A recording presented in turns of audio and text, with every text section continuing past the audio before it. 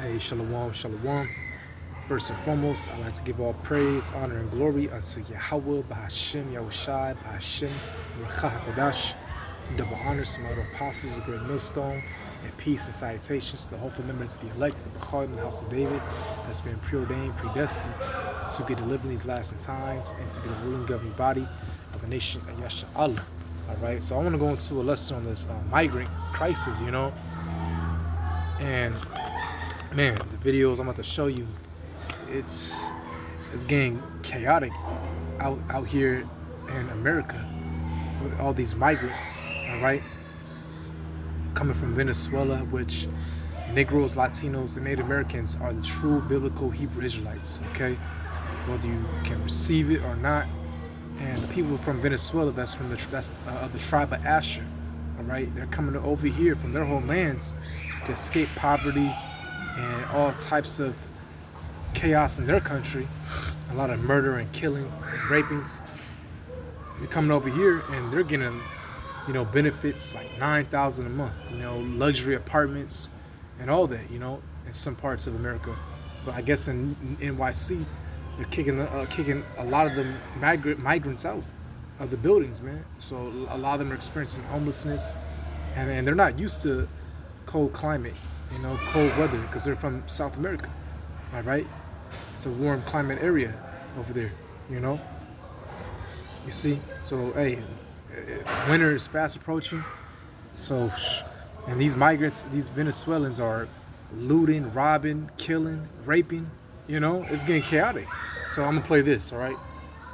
As you know, the mayor has been very clear on this for months. You cannot camp out in New York City. As you can see behind me, there are migrants living in tents. Now, the city has been moving tens of thousands of people. So every 30 days, adults in the city's asylum shelters get kicked out and are effectively homeless. Critics say these evictions are inhumane, and now people with nowhere to go are building encampments all over town. Or at least they were until the city decided to clear them out permanently. Dozens and dozens of migrants who, instead of moving on after their city-funded shelter stay ended, set up a tent encampment outside the Randall's Island mega shelter. There's a barber who gives haircuts, people who sell food, others who cook meals for their families. And we do want to show you the dismantling of that large encampment we just showed you. That encampment was here all throughout the day, and then the police department, the parks department, they rolled on through. All of the migrants and the folks that were hanging out outside basically had no other choice but to leave. His name is Amadou, and he lives beneath a tree surrounded by what little clothes he has. He tells us he's been homeless in New York for more than a year. Park workers tell me the waterfront tranquility and their safety took a big hit with the opening of... And remember, these migrants are not just the Venezuelans. They're people coming from Africa, China, because remember, these are splinter cells, some of them. A lot of them, I'll say. Speaking as a man, all right? Numerous of these migrants are definitely splinter cells. And the ones that are coming from Venezuela, besides the families, are also the ones that are getting released out of prison from their homeland and coming over here. So the worst is coming over here, and crime is increasing. They took over damn near Denver, which I'm gonna get that video. They took over Colorado. The whole apartment buildings is getting crazy out here, man. But they were promised a better life in America, and now a lot of them are going to experience homelessness in NYC, all right? So this Isaiah 30, verse 2, it says, actually, I'll start at verse 1. Woe to the rebellious children, all right, the Israelites, so-called Negroes, Latinos, and Native Americans, which also consists of, the speckled birds, those that come from other countries, you see, who may look like other nations, but they're Israelites. It says, woe to the rebellious children, said the Lord, that take counsel, but not of me, and that cover what they covering, but not of my spirit, that they may add sin to sin. That walk to go down into Egypt. Egypt is America, all right? The Hebrew word is Matazar. I forgot the Hebrew word, Matazarium, right, which means house of bondage. This is the house of bondage right here, where Esau has taken our brothers, Southern Kingdom, brought them over here on cargo slave ships and other places throughout the world, but mainly here, primarily here in America, You know, this is the main focus point in the Most High's movie. All right, massacred the Native Americans, the tribe of Gad and Reuben. Okay, kicked Issachar, the so-called Mexicans, out of their own land. You know, because California, New Mexico, Arizona, parts of Texas, all that was Mexico. You see, but they come over here, you know, seeking a better life, and the opposite happens. All right, and we're seeing that now with these migrants. It says that walk to go down into Egypt and have not asked in my mouth to strengthen themselves in the strength of Pharaoh and to trust in the shadow of Egypt. Right, so they trust in America. They want that American dream, but the American dream is gone. It's dwindling. You know, America's not what it used to be. All right. The migrant shelter last year. All in the span of 1 8-hour workday, me and other female staff has been harassed. There's 2 charter schools and a regular public school. The migrants are so everywhere. I guess the teachers got scared. He says the joggers and bird watchers don't come out anymore either, and that the climate of aggressive intimidation is to blame. It's a climate of intimidation. You know? Yeah, man. When it really gets thick out here, all right, it's gonna be real chaos when there's no food. All right, famine, pestilence, the grid system going out. You know, like 2nd Esdras, the 15th chapter comes to mind. And remember, these migrants come from different parts of the world, from third world countries.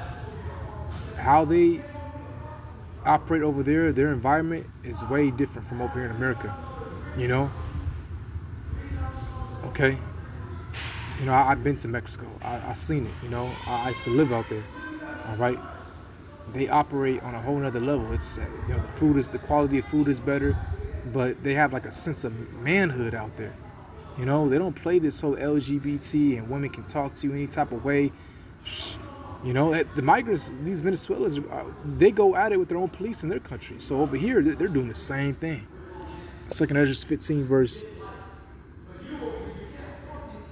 18, because this is going to come. All right? For because of their pride, the cities shall be troubled, the houses shall be destroyed, and men shall be afraid. And man shall no pity upon his neighbor, but shall destroy their houses with the sword and spoil their goods because of the lack of bread and for great tribulation. Right.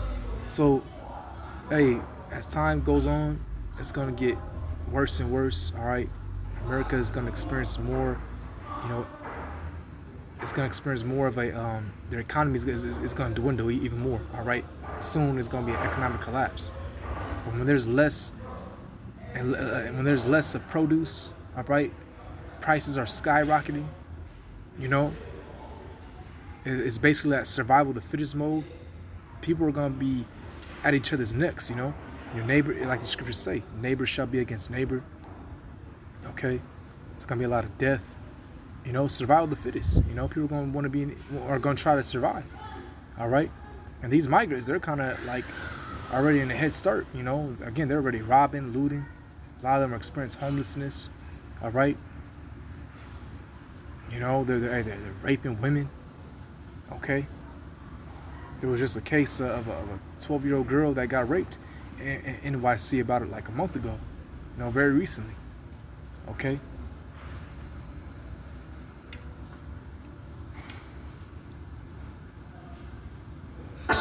So New York City is now on a mission to stop the very people it made homeless from building encampments. But what nobody's talking about is that even though the city has spent over $5 billion on housing for new arrivals, no amount of money in the entire world could house the entire world. It's simply impossible. Yet sadly, that's exactly what New York has been trying to accomplish since the day this crisis started. And as bus after bus arrived carrying passengers from the border, the city's shelter industrial complex sprung into action. Formerly bankrupt hotels were turned into emergency housing facilities, generating millions of dollars per month for their owners. And although these were supposed to be temporary when the flow of asylum seekers fleeing poverty did not stop, the city decided to erect massive tent shelters in the middle of various public parks. But the problem is there isn't enough room in New York City for everybody who wants a place to stay to get one. And even those massive tent shelters are now maxed out, leading to people experiencing homelessness sleeping on our streets and in our parks with nowhere else to go. And that brings us to the real reason why New York City's homeless population is exploding. Our right to shelter laws, which exist to stop stop people from living on the streets, critics say are now the very reason people are living. Wait till winter comes. These migrants from Venezuela and South America, they're not used to cold climate, you know. I can see crime really increasing around that time, around, you know, November, December, okay? On our streets, because New York's unique right to shelter rules make it one of the most popular destinations for asylum seekers anywhere in America. Where else can you get off a bus and immediately receive a place to stay for 30 days? Yet critics say the result of those generous policies is that they only make this entire humanitarian crisis worse. As instead of our shelters helping people get back on their feet, the only thing they do is force people to live on the street. Yet many of our leaders remain convinced that this is the best thing for the thousands of people traveling to New York City by bus right now, who don't realize that 30 days after they get off their bus, they could be living in a cardboard box or in a tent down by the river. Yeah, I'm just gonna play another one, all right? I don't want to play that too long. This is another one. We're in Denver, yeah, right? We start in Aurora, where police are now joining a regional effort to address Venezuelan gang activity and other crimes involving migrant communities. This is video of a jewelry store heist in nearby Denver, and it shows what police say are alleged members of that gang in action. And this is not the only crime under investigation. Fox 31's Nate Beld is speaking with Aurora's mayor tonight about this issue. He joins us live from the newsroom tonight. Nate. Hey guys, the Aurora Police Department announced today that it's joining forces with Colorado State Patrol and the Bureau of Investigation to create a special task force to address the city's concerns about Venezuelan gang Tren de Aragua. APD says the task force's main goal will be to assist agencies around the area by maximizing resources and sharing intelligence in ongoing investigations. Aurora Mayor Mike Kaufman says this task force has been discussed and even put into practice for a time already, and says one of their biggest efforts right now is engaging with and learning from the community. Certainly there's a lot of Venezuelans that have... Yeah, here's another one. So, Ron, you were a former Border Patrol agent, Deputy Acting Director of U.S. Immigration and Customs, and, among other things, the Chief of Border Patrol in 2017. You know a lot about the U.S. border. What was your reaction when you saw that there are apparently Venezuelan gangs now taking over Aurora, Colorado, or at least apartment buildings there? Well, I'm sad about it. You know, I looked at the stats for CBP yesterday. Since 2017 till 2022, there have been exactly 0 Tren de Aragua arrests at the border. In 2023, we had like 40. In 2024, there's almost 50 people who have been arrested.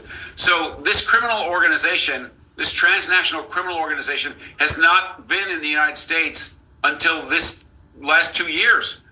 And so when you have an out-of-control border, you have this transnational criminal organization that comes in the United States from Venezuela. Now think about what happens in Venezuela every day. There's no First Amendment in Venezuela. There's no Fourth Amendment in Venezuela. And this gang thrived in such a degree in Venezuela that they controlled the national prisons, right? The federal prisons in Venezuela were controlled by this gang, not the government, not the people. This Tren de Aragua group ran the prisons in Venezuela just 4 or 5 years ago. And so now they're here in the United States and they're taking over a couple of apartment complexes in Aurora, Colorado, near Denver. And they are competing with other transnational criminal organizations in the United States, Houston, Dallas, Miami, Los Angeles. They're competing with other criminal gangs to control illicit drug distribution in those cities. And so within the last 3 years, this group has thrived in the United States because of an out-of-control, chaotic border. You know, the governor of Colorado and even some local officials... Yeah, the last 3 years, you know, and that's when Biden was in office. A lot of you people voted for Biden. And we know that, you know, all this is just, you know, the presidency is all controlled by the elites anyways. They're all puppets. But to show you the minds of these people, they got Trump out of there, you know, which he's a businessman. If anything, you wanted Trump, but they got Biden in there. And now this dude is senile through. Now they want Kamala. all because she's a so-called black woman. These American people are absolutely done, through, fried, dyed, laid to the side. All right, put a fork in them. You know, they done. All right. You see, and then there's another one right here. So they taking over apartment buildings. You know. He said these adults, they weren't kids. He said, but they had backpacks on, Mom, and they tried to get on our bus. He said, and there was a lot of them. The district confirmed 20 migrants tried to board the bus Wednesday morning. That's when parents and the driver stepped in, keeping them. Yeah, I live right by here, actually. You know, this is in Jammu in San Diego County. I'm right next door, actually. I'm like about 15 minutes away from here. Migrants at bay. It was definitely really scary.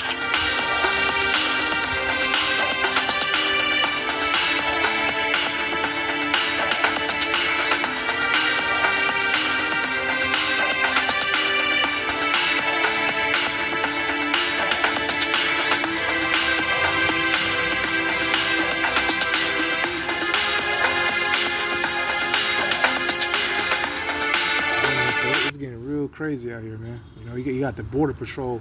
Now they gotta, you know, monitor these school buses. These migrants are trying to take over. All right, but all in all, you know, hey, it's gonna get worse, man. All right, I feel like they're gonna use, you know, the excuse of the migrants of why the economy's failing even more. All right. Then you got Jake in Chicago. They're talking about teaming up, you know, all the gangs to go against these migrants. So it's about to be crazy, man. It's about to get crazy. You know, we gotta wait and see. You know, it's about to be a bloodbath out here. All right. So Lord willing, this lesson was edifying. All right, I want to give all praise, honor, and glory unto Yahweh, Bashim Ashai, Bashim, Racha HaKodash, the honor some other apostles, a great millstone, and peace and citation to the hopeful members of the elect. Shalom.